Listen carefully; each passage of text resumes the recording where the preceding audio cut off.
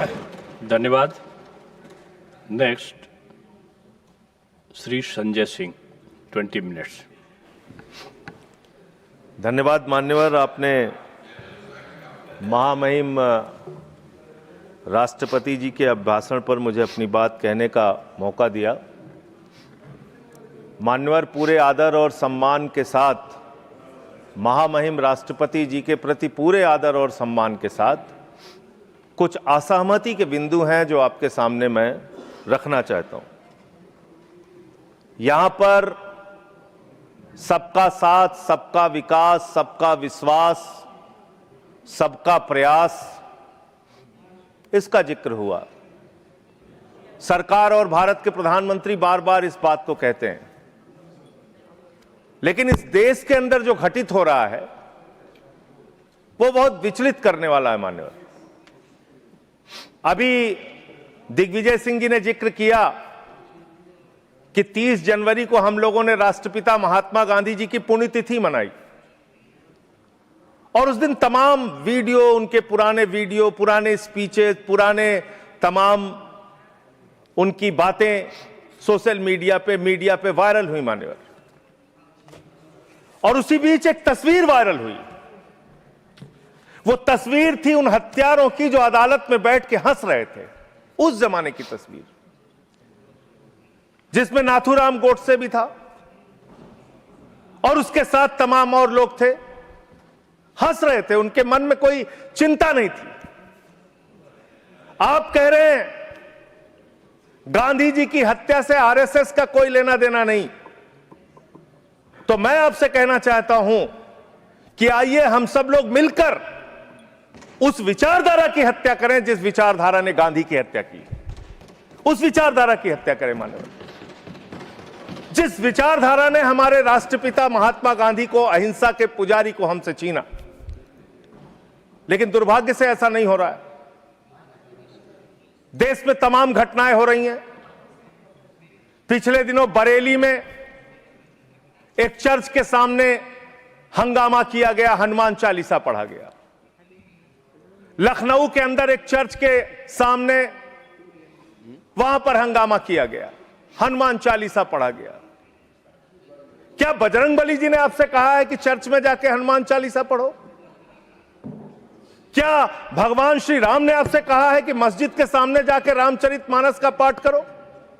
अगर आपको हनुमान चालीसा पढ़ना है, हनुमान जी के मंदिर में जाइए, रामचरितमानस का पाठ करना है, राम जी के मंदिर में जाइए, वहां से कुछ आशीर्वाद लेकर आइए अपने लिए और इस देश के लिए। लेकिन वतन को बांटने की कोशिश मत कीजिए, वतन को बांटने की कोशिश मत कीजिए।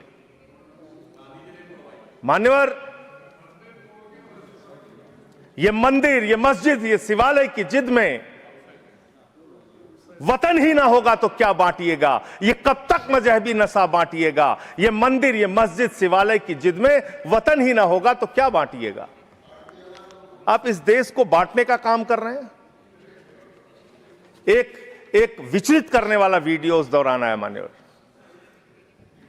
25 दिसंबर के पहले जबलपुर में भारतीय जनता पार्टी की एक महिला नेता चर्च के अंदर घुसती है, घुसकर वहां एक नेत्रहीन महिला के साथ हाथापाई करती है और उसकी जो मासूम बच्ची बैठी रहती है उसको ये कहती है कि तुम इससे गलत काम कराने के लिए लाती हो।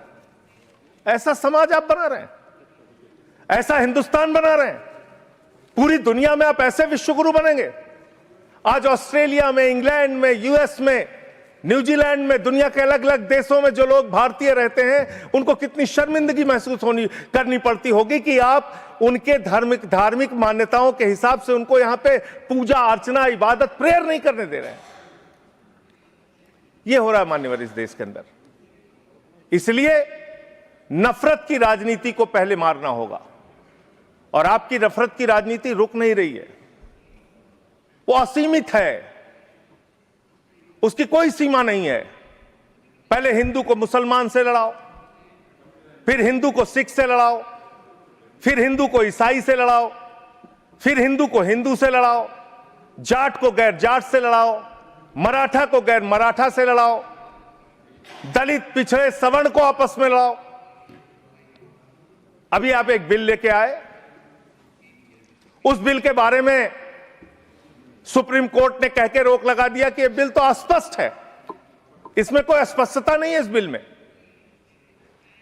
आप क्यों ऐसा बिल लेके आए जिसके कारण से पूरे देश का माहौल खराब हुआ? आपने झगड़ा कराया दलितों यूजीसी का बिल, और आप इक्विटी बिल जो लेके आए, आपने कहा इक्विटी कमेटी जो बनेगी उसको लेके आपने जो इक्विटी कमेटी बनाई उसमें तमाम बातें आपने ऐसी लिखी, पूरे देश में आपने झगड़े का माहौल क्रिएट किया। आप कभी भी और कहीं भी दलितों और पिछड़ों और आदिवासियों के हितैषी रहे ही नहीं हैं। आपका संगठन, आपकी विचारधारा, आपकी मातृ संस्था आरएसएस, वहां तो 100 साल तक आज तक एक भी दलित, पिछड़ा और आदिवासी आरएसएस का प्रमुख नहीं बना। यह सच्चाई है आपकी। आप हल्ला मचा रहे थे कि देखो हमने दलितों, पिछड़ों, आदिवासियों के लिए कितना शानदार बिल हम लेके आए, कितना शानदार हमने काम कर दिया। सुप्रीम कोर्ट ने उस पर रोक लगा दिया। सुप्रीम कोर्ट ने कहा कि यह बिल अस्पष्ट है। आपने इस देश के अंदर विश्वविद्यालयों में आरक्षण को खत्म किया है, यह सच्चाई है मान्यवर। दलित, पिछड़े, आदिवासियों के लिए जो प्रोफेसर्स, असिस्टेंट प्रोफेसर्स की नियुक्ति होनी चाहिए, 80% से ज्यादा पोस्ट खाली पड़ी हुई है विश्वविद्यालयों में। और जो चीज आपके हाथ में है, आप दलितों, पिछड़ों, आदिवासियों के हितैषी कैसे हैं? 45 सेंट्रल यूनिवर्सिटीज है जिसमें से 38 केंद्रीय विश्वविद्यालयों में सिर्फ और सिर्फ सवर्ण जाति के लोग वीसी हैं और 7 में दलित, पिछड़े और आदिवासी हैं। तो आप बताइए जी, आप बताइए, आप मुझे बताइए, आपको 45 में से 38 सिर्फ एक जाति के, सवर्ण जाति के लोग मिल रहे हैं और बाकी 7 आपने पिछड़ा, दलित, आदिवासी बनाया और आप कहते हैं आप दलितों, पिछड़ों, आदिवासियों के हितैषी हैं।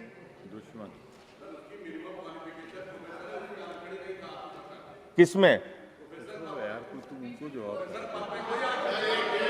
मैं वीसी की बात कर रहा हूं, वीसी की बात कर रहा हूं, वीसी की बात कर रहा हूं। वीसी की नियुक्ति आप करते हैं, वीसी की नियुक्ति आप करते हैं। इसका मतलब दलित, पिछड़ा और आदिवासी बीसी बनने योग्य नहीं है, यह आपकी मानसिकता है। इसका मतलब आपकी मानसिकता है पिछड़ा, दलित और आदिवासी प्रोफेसर बनने योग्य नहीं है। 12 साल क्या किया आप नॉट फाउंड सुइटेबल की कैटेगरी में डाल देते हैं उन लोगों को। आप क्या न्याय कर रहे हैं उनके साथ? पूरे देश के हाई कोर्ट, सुप्रीम कोर्ट की हालत देखिए सर। देश का है सुप्रीम कोर्ट एक और 25 हाई कोर्ट। वहां पे कितने जज हाई कोर्ट के अंदर या सुप्रीम कोर्ट के अंदर दलित, पिछड़े, आदिवासी हैं? पता कर लीजिए, आपको पता चल जाएगा। तो अगर कहीं उनके साथ न्याय की बात आती है तो आप न्याय नहीं, नौटंकी करते हैं, जानबूझ के दिखाने की कोशिश करते हैं कि आप उनके हितैषी हैं, जबकि आप है नहीं। आपको है ना, और पूरे देश का वातावरण खराब किया आपने।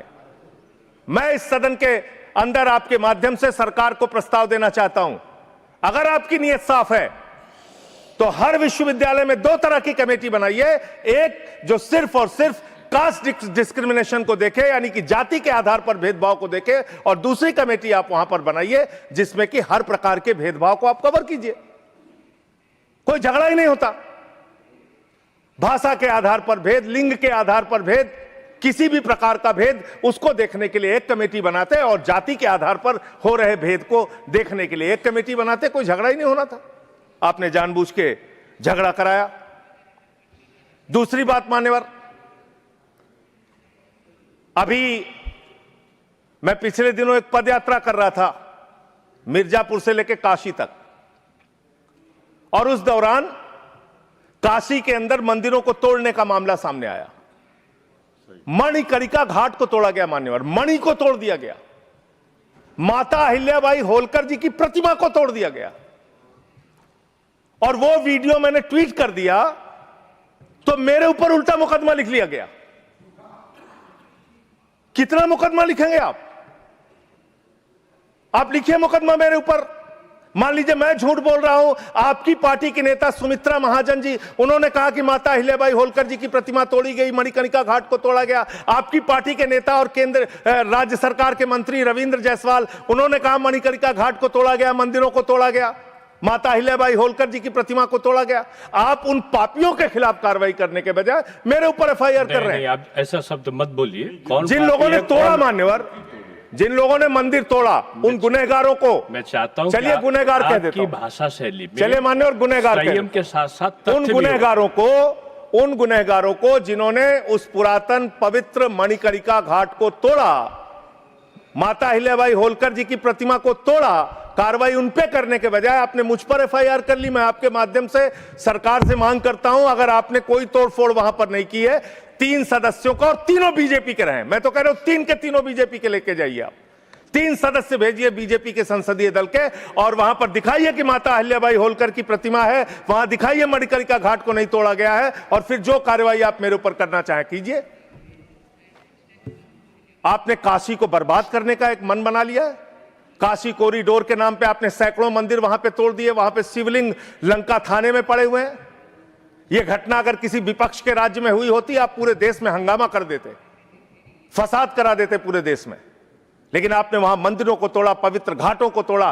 54 देश के नागरिक आते हैं काशी में मान्यवर, वो वहां पे बिल्डिंग देखने नहीं आते, वो वहां पे आते हैं वहां के पुरातन मंदिरों को देखने के लिए, वो वहां पे आते हैं पुरातन घाटों को देखने के लिए, पौराणिक मंदिरों को देखने के लिए, वो इसलिए आते हैं काशी की गलियों को देखने के लिए। आप वहां तोड़फोड़ कर रहे हैं। जाके पूछिए वहां के लोगों से कितना गुस्सा और नाराजगी उनके मन में है। लेकिन आपको धर्म में भी धंधा करना है, हर जगह धर्म के नाम पे भी धंधा करना है, वो काम आप वहां पे कर रहे हैं। दूसरी बात, इस भाषण में शिक्षा की चर्चा हुई, स्वास्थ्य की चर्चा हुई, जल जीवन मिशन की चर्चा हुई, और कल बजट आया तो आपकी कलई खुल गई। आप विकसित भारत की बात कर रहे हैं, कह रहे हैं विकसित भारत बनाएंगे। कब बनाएंगे? 2047 में बनाएंगे। उसको 3047 कर दीजिए। 1000 साल बाद कौन पूछने वाला है सर? 3047 में हम भारत को विकसित भारत बताएंगे। 1000 साल बाद कौन पूछेगा? 2047 में कौन सत्ता में रहेगा नहीं रहेगा? लेकिन आप ऐसा सब्जबाग दिखाते हैं कि आप 2047 में आप विकसित भारत बना देंगे। कैसे विकसित भारत बनाएंगे? शिक्षा का बजट आप रखेंगे 2%, स्वास्थ्य का बजट आप रखेंगे 2%, यानी कि अशिक्षित भारत और विकसित भारत कैसे होगा? अस्वस्थ भारत और विकसित भारत कैसे होगा? आपने ग्रामीण विकास के नाम पे जो बजट का हिस्सा है उसको कम कर दिया, तो एक अविकसित ग्रामीण व्यवस्था के साथ आप विकसित भारत कैसे बनाएंगे?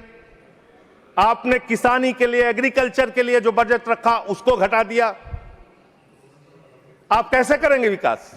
विकसित भारत का आपका सपना क्या है? जिसमें लोग अशिक्षित रहें, जिसमें लोग अस्वस्थ रहें। आपके आयुष्मान भारत की स्कीम की हकीकत क्या है?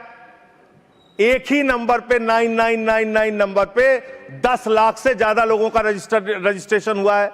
600 से ज्यादा 625 करोड़ रुपए का फ्रॉड हुआ है, आपकी सीएजी रिपोर्ट में आया आयुष्मान योजना के अंतर्गत। आपने जी राम जी योजना लागू की, उसमें आप कह रहे हैं हम 125 दिन रोजगार देंगे, और बजट में जो निर्धारण कर रहे हैं वो 125 दिन रोजगार देने के हिसाब से आप बजट का निर्धारण नहीं कर रहे हैं। इसका मतलब आपकी ये घोषणा है। पिछले साल आपने कहा कि अप्रेंटिस योजना हम पूरे देश में ला रहे हैं नौजवानों के लिए। अप्रेंटिस योजना में जो पैसा आपने सरकार की ओर से निर्धारित किया उसमें 95% कटौती कर ली। तो आप प्रशिक्षण नहीं दे सकते, रोजगार तो बहुत दूर की बात है। यह काम आपने किया। दूसरी बात, माघ मेला हुआ, बड़ी उसकी चर्चा हुई। आप हमेशा चर्चा करते हैं, महाकुंभ के बारे में चर्चा करते हैं, माघ मेला के बारे में चर्चा करते हैं, लेकिन वहां बड़ी एक अप्रिय घटना हुई मान्यवर, बहुत ही दुखद घटना हुई। शंकराचार्य जी परम पूज्य अवमुक्तेश्वरानंद जी जा रहे थे स्नान करने के लिए। उनको प्रशासन के द्वारा उनको रोका गया, उनके शिष्यों को, उनके बटुकों को चोटी पकड़ पकड़ के घसीट घसीट के मारा गया उनको। और इतना ही नहीं, उनकी एक मांग थी कि अगर प्रशासन या सरकार मुझसे वार्ता कर ले और अपनी गलती मान ले तो मैं स्नान करूंगा। ना उनसे किसी ने माफी मांगी और ना ही वो स्नान कर पाए। बिना स्नान किए शंकराचार्य जी वहां से चले गए। और भी शर्मनाक बात यह है, आप कितने बड़े धर्म के ठेकेदार हैं। आप देखिए कि आप शंकराचार्य जी को तहसीलदार के माध्यम से चिट्ठी भेज रहे हैं, कह रहे हैं बताओ आप शंकराचार्य हो कि नहीं हो। अरावली पर्वत को साबित करना है, बताओ तुम अरावली पर्वत हो कि नहीं हो। दिल्ली की जहरीली हवाओं को साबित करना है, बताओ हवाओं तुम जहरीली हो कि नहीं हो। इस देश के मतदाताओं को साबित करना है, बताओ तुम भारत के नागरिक हो कि नहीं हो। और शंकराचार्य जी को साबित करना है, बताओ आप शंकराचार्य हो कि नहीं हो। जो लोग अभी तक 12 साल में अपनी डिग्री नहीं दिखा पाए, वो शंकराचार्य से शंकराचार्य होने का प्रमाण मांग रहे हैं। यह है आपकी धार्मिक ठेकेदारी। इस तरह से आप धर्म की ठेकेदारी करना चाहते हैं तो देश के अंदर नफरत फैलाकर जो आप राजनीति कर रहे हैं, लोगों के हक को मार के जो आप राजनीति कर रहे हैं, इसका कोई बहुत देश के विकास, कम से कम विकसित भारत आपकी इस विचारधारा, इस सोच से तो नहीं बन सकता। विकसित भारत के लिए यह विचारधारा आपकी काम नहीं करेगी। नफरत फैलाओ और राज करो की, अंग्रेजों की जो विचारधारा थी, बांटो और राज करो की जो विचारधारा थी, उससे नहीं बन सकता। मान्यवर, बात कर लें विदेश नीति की। विश्व गुरु बनने की बात करते हैं प्रधानमंत्री जी, पूरे दुनिया में उनका डंका पीटा जा रहा है। हमने देखा किस तरह से अमेरिका से भारतीयों को हाथ में हथकड़ी, पैरों में बेड़ी बांध के अमृतसर पहुंचाया गया। हमने देखा कि किस तरह से सीज फायर के लिए कम से कम 70 बार अमेरिका का राष्ट्रपति ट्रंप कह रहा है कि उसने ट्रेड डील की धमकी देकर सीज फायर कराया, ट्रेड खत्म करने की धमकी देके। हमने देखा कि किस तरह से चीन यह कह रहा है कि वो सक्सगाम में निर्माण कार्य करेगा और आपकी पार्टी के दफ्तर में उनके प्रतिनिधि मीटिंग कर रहे हैं। उसी दिन वो बयान दे रहा है, बीजेपी के दफ्तर में वो लोग मीटिंग कर रहे हैं, उसी दिन चीन का बयान आ रहा है कि हम सक्सगाम घाटी में निर्माण कार्य करेंगे, पुल बनाएंगे, सुरंग बनाएंगे। आपकी विदेश नीति क्या है? बांग्लादेश में हिंदुओं की हत्याएं हो रही हैं, उस पर आप खामोश रहते हैं, चुप रहते हैं, बोलते नहीं है। आप किसी भी मामले में सामने मुखर होकर सामने आके स्पष्टीकरण नहीं दे रहे हैं। अभी एक एप्स्टीन फाइल की चर्चा हो रही है पूरी दुनिया में, उसके बारे में भारत के प्रधानमंत्री को आरोपित किया गया, उसके बारे में सरकार को स्पष्टीकरण देना चाहिए। तथ्य के कोई चीज को बोलना, मैं कह रहा हूं स्पष्टीकरण देना चाहिए। आपके पास कोई तथ्य है तो आप सर, अगर कोई मैं ये कह रहा हूं मान्यवर, संसद है, इसमें अगर आपके पास कोई स्पष्टीकरण तो देना चाहिए। अगर कोई आरोप लग रहा है, हमारे देश का अपमान है मान्यवर। इनके बोलने के बाद मैं आपको समय देता हूं। आप कैसा काम करना चाहते हैं? खत्म होने से बाद देता हूं। अरे भाई, आपके भारत के प्रधानमंत्री पे आरोप लग रहा है, आप लोग उस आरोप का जवाब नहीं देना चाहते। भारत के प्रधानमंत्री पे आरोप लग रहा है, नहीं तथ्य के बगैर होगा तो आप नहीं लगा सकते। तथ्य के विपरीत अगर आप बोलेंगे तो आपका ये चीज नोट नहीं किया जाएगा। तो मैं ये कह रहा हूं मान्यवर, देश व्यवस्थाओं से चलेगी। यहां बैठे हैं जावेद भाई, संभल के अंदर एक जज ने न्याय का फैसला दिया और उस जज का ट्रांसफर कर दिया जाता है। यह जुडिशरी की हालत आपने कर दी है, यह कर दिया आपने। देखिए, न्यायालय ट्रांसफर करता है जज का। अरे मान्यवर, जज का ट्रांसफर हुआ है, अवमानना होगी। जज का ट्रांसफर हुआ है। जज का ट्रांसफर कोई पॉलिटिकल पार्टी नहीं करती। तो एडमिनिस्ट्रेटिव तो काम जो हुआ, उसको बोले जो कंटेम्प्ट हो कोर्ट का। और इस तरह से एफआईआर दर्ज करके, लोगों के दबा के, लोगों के अधिकारों को छीन के, हमारी पार्टी के तो खैर पीछे ही पड़े हुए हैं आप लोग। चैतर बसेवा एक आदिवासी नेता हैं, उनको गिरफ्तार करके आपने 3 बार गुजरात के अंदर जेल में डाल दिया। महराज मलिक हमारे विधायक हैं, उनको डाल दिया जेल में। हम लोगों को तो जेल भेज ही चुके। आप रोज मुकदमा लिखते रहते हैं, एफआईआर लिखते रहते हैं। सोनम वांगचुक को अभी भी आपने जेल में रखा हुआ है। तो एक के बाद एक लोगों को, विपक्ष के नेताओं को जेल में डाल के आप कैसे काम करेंगे?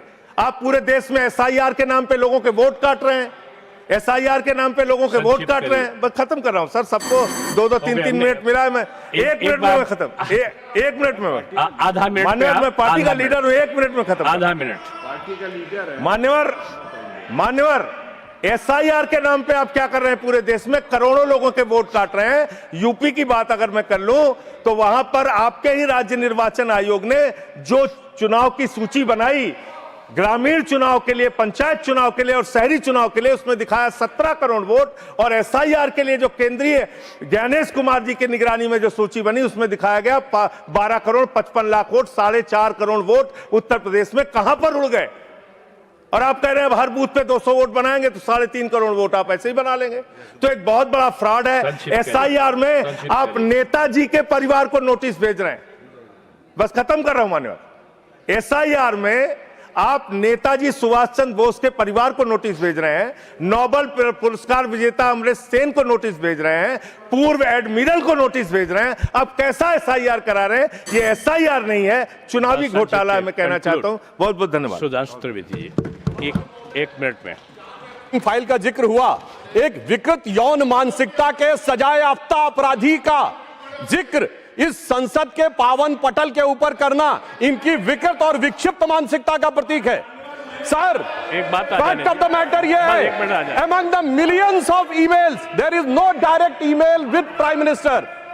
Sir, no direct message, no direct phone call. मैंने पहले कहा है कि अगर कोई चीज तथ्य के परत नहीं है तो उसको यहाँ रिकॉर्ड नहीं सर, मैं अपनी बात बस 2 वाक्यों में समाप्त करना चाहता हूं। ना कोई ईमेल है, ना कोई मैसेज है, ना कोई फोन कॉल है, और उसके बाद निराधार अनलगर आरोप के ऊपर एक सजाए याफ्ता अपराधी का नाम लेकर यहां पे बोलना यह बहुत ही निंदनीय है और इनकी विकृत मानसिकता का प्रतीक है।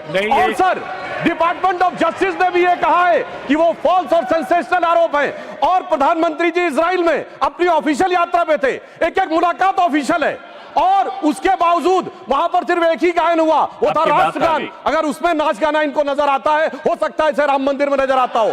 तो मैं इस पे घोर भर्त्सना करते हुए सभापति महोदय सिर्फ एक पंक्ति कहना चाहता हूं, सभापति महोदय सिर्फ एक पंक्ति कहना चाहता हूं कि जो इन्होंने आरोप लगाने का प्रयास किया है कि राष्ट्रवाद के महामेरु पर वार बहुत ही हल्का है, भारत विकसित रोकने के लिए यह मचा हुआ तहलका है। नहीं, देखो, जो माननीय सदस्य ने जो तथ्य के विपरीत और संविधान के विपरीत बात कही उसको इसमें शामिल नहीं किया जाएगा। ये जवाब सवाल नहीं है, आपकी बात आ गई। मैंने क्या कहा? मैंने कहा आपने कि जो भी आरोप लगाए हैं उसका जवाब दिया जाए, नहीं होगा, उसको डिनाई करें। आप भागते क्यों हैं? नहीं, आप यहाँ पे नहीं पूछ सकते। चलिए, next Shri Subhash Chandra Bose, 9 minutes. Thank you.